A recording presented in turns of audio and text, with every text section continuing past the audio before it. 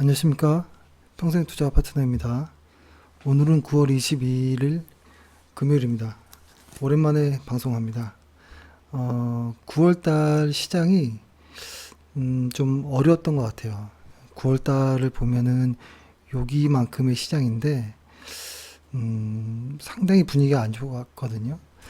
요거를 주간 차트니까 한번 좀 길게 놓고 한번 좀 보겠습니다.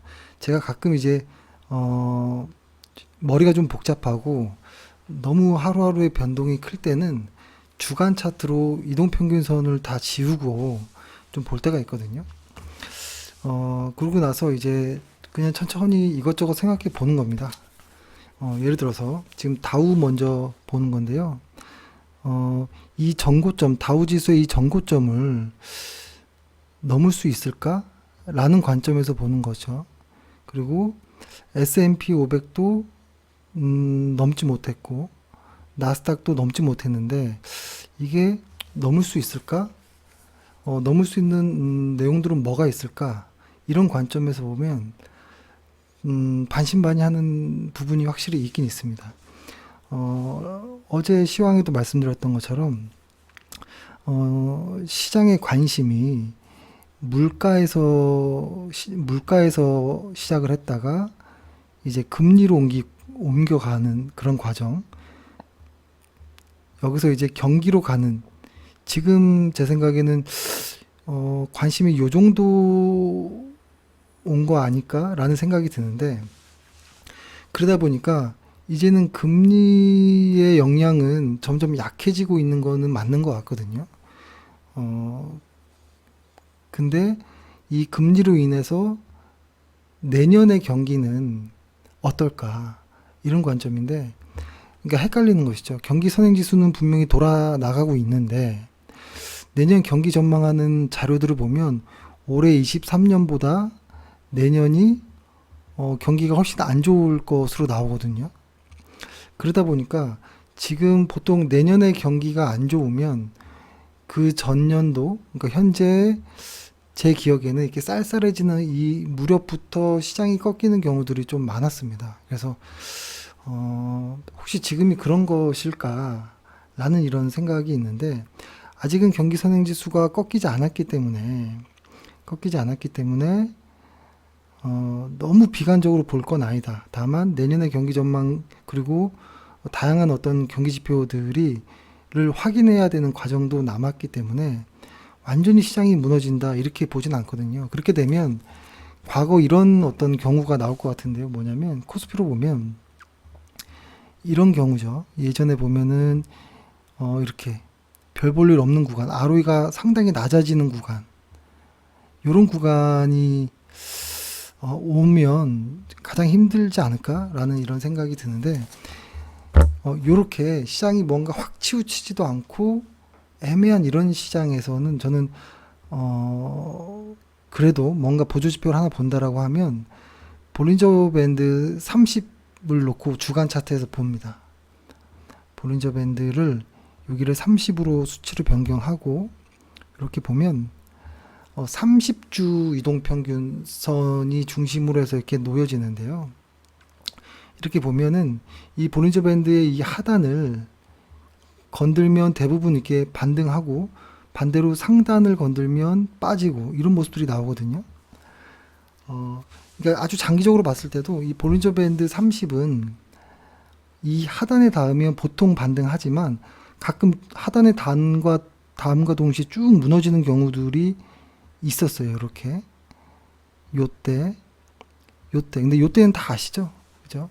리먼 사태이고 재정 위기가 있을 때였고, 요때는 이제 그 중국과 미국의 어떤 이런 상황들, 그 다음에 코로나, 그 다음에 요번 연도 인플레이션, 요기였었거든요. 근데 요런 어떤 내용들은 이제 다 빠지고 없는 것인데, 그래서 제 생각에는 어떤 느낌이냐면, 사실 이렇게 지수는 움직이는 대로 그대로 봐줘야 되는데,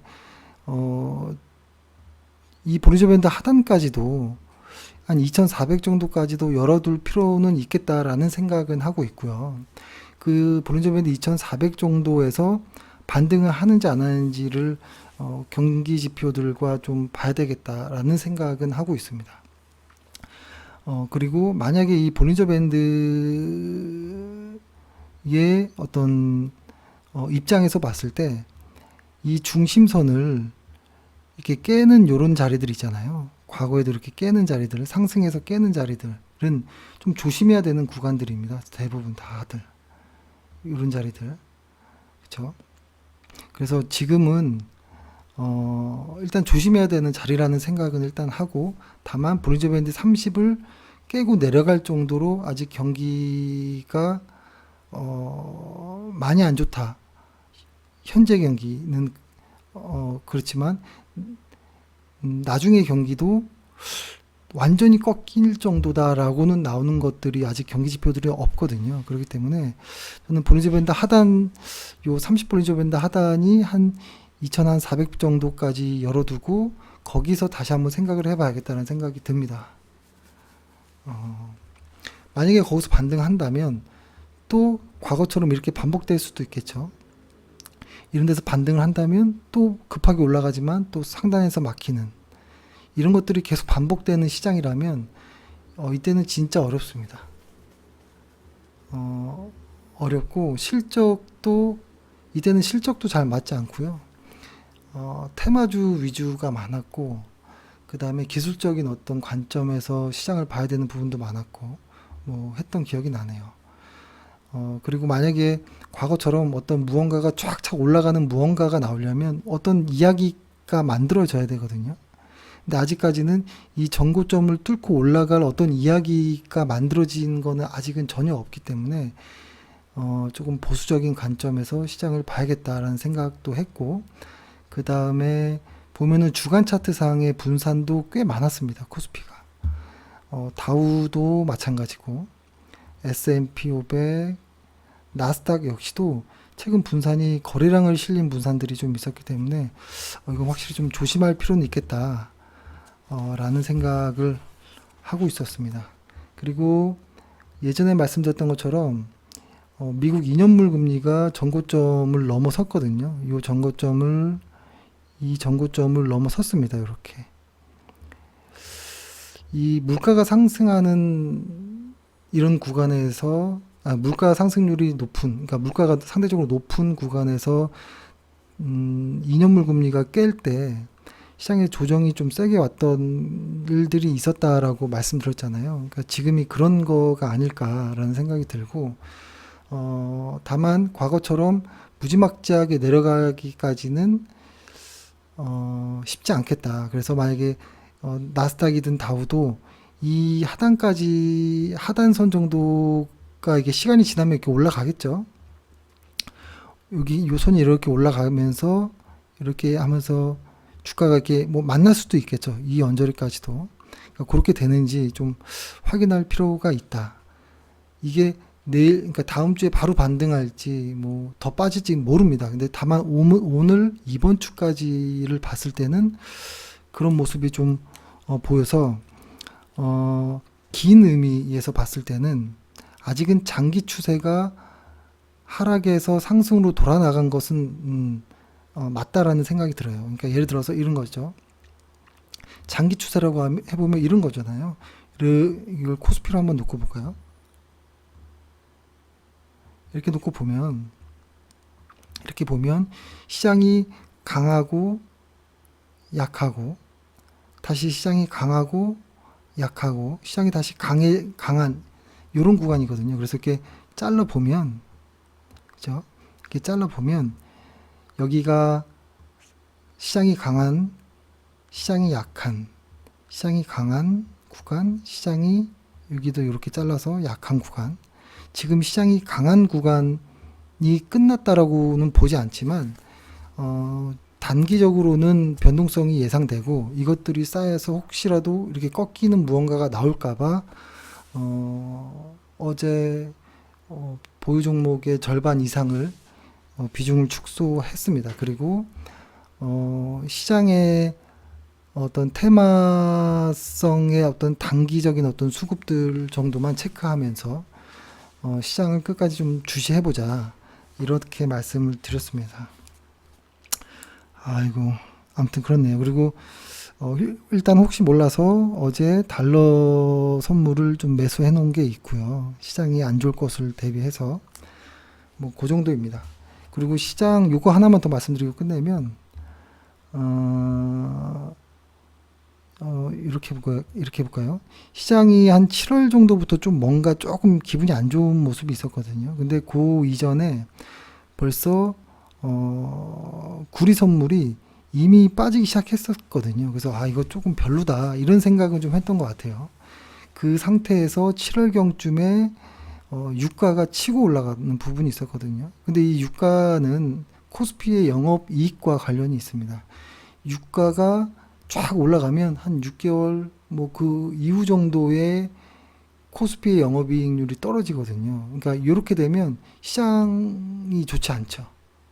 그렇죠? 유가가 싹 떨어질 때는 나중에 코스피 영업이익률이 좀 좋아질 수 있겠구나. 뭐 이런 식으로. 그 다음에 달러 유로도 이미 7월 언저리부터 상당히 급격하게 안 좋아지고 있었는데 다만 요것이 볼리ഞ്ചר 밴드 하단 정도까지 오는 모습이 좀 보였는데 이것은 뭐 여기서 반등할지 안 할지 모르겠습니다만 일단 급하게 내려오긴 내려왔다. 이것과 마찬가지로 코스피도 그 언저리부터 같이 하락 추세를 보이긴 했었죠. 뭐 나스닥도 마찬가지고 S&P 500도 마찬가지죠. 그래서 지금 시장에서 만약에 구리 선물이 반등을 조심스럽게 한다거나 유가가 다시 전환된다거나 하락으로 그리고 달러 대 유로가 반등한다면 시장도 조심스럽게 반등할 수도 있지 않을까 라는 생각으로 조금 이렇게 먼저 선행적으로 움직이는 것들을 좀 확인도 해보는 부분이 있고 그것을 확인해 줄 수 있는 것은 환율인 것 같아요. 이 환율이 1343원이라는 중요한 요 라인이거든요. 요 라인을 돌파한다면 뭐 시장은 큰 변동성이 있겠죠. 근데 다만 요것을 넘지 않고 이렇게 다시 하락해 준다면 시장은 다시 조금 안정을 찾을 수도 있겠다라는 생각이에요. 이게 만약에 환율이 이렇게 다시 빠지면 코스피가 다시 어느 정도 반등할 수도 있는 이런 모습이 있겠죠. 근데 요것을 또 같이 보려면 위안화를 좀 봐야겠죠. 근데 위안화는 이미 중요한 라인들을 돌파해 버렸습니다. 7월 언저리, 8월 초 언저리부터 쭉 돌파해 버렸어요. 그래서 이 부분이 상당히 기분 나빴던 모습이 있었습니다. 엔화 같은 경우도 중요한 라인을 8월 초에 같이 넘어섰거든요. 그래서 8월부터는 분명히 안 좋아질 수도 있는 구간이겠구나. 좀 시장을 좀 주시해야겠다. 이런 생각은 좀 하긴 했던 것 같아요. 예, 그렇습니다. 그래서 아마 뭐 지금 이제 9월도 이제 다음 주 3일이면 끝나고 이제 10월인데 다음 주 3일이 어떻게 되는지를 좀 중요하게 봐야 될 것 같고 시장이 이렇게 복잡할 때는 매일매일 제가 방송하는 것은 크게 의미는 없을 것 같아요. 그래서 만약에 시장이 이렇게 돌아선다. 예를 들어서 뭐 구리라든지 유가라든지 달러 대 유로가 뭔가 조금 변화가 생긴다. 혹은 환율에 어떤 변화가 생긴다라고 할 때 지수와 같이 좀 확인하면서 좀 의미 있는 어떤 무언가가 생기면 뭐 다시 방송을 하고 그 사이에까지는 어떤 뭐 시장을 조금씩 따라가면서 조금씩 매매를 유지하도록 하겠습니다. 왜냐하면 시장을 아예 다 이탈해 버리면 그 감을 찾는 게 시간이 너무 오래 걸리거든요.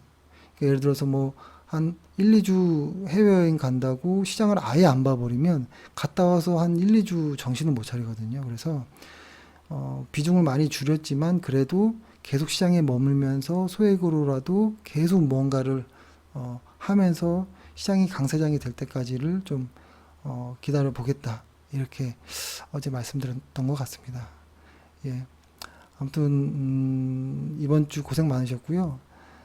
제가 카페를 통해서 계속 내용은 업데이트 하도록 하겠습니다. 고생하셨습니다.